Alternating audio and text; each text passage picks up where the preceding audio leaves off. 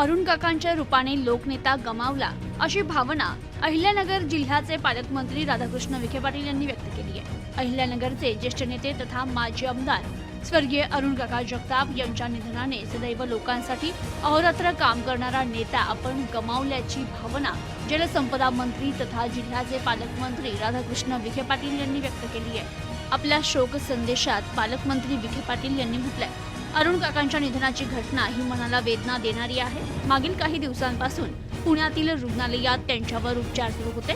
दरम्यान रुग्णालयात जाऊन त्यांच्यावर सुरू असलेल्या उपचारांची माहिती डॉक्टरांकडून जाणून घेत होतो। या सर्व परिस्थितीतून ते बाहेर येतील अशी अपेक्षा होती, मात्र नियतीच्या मनात काही वेगळंच होतं।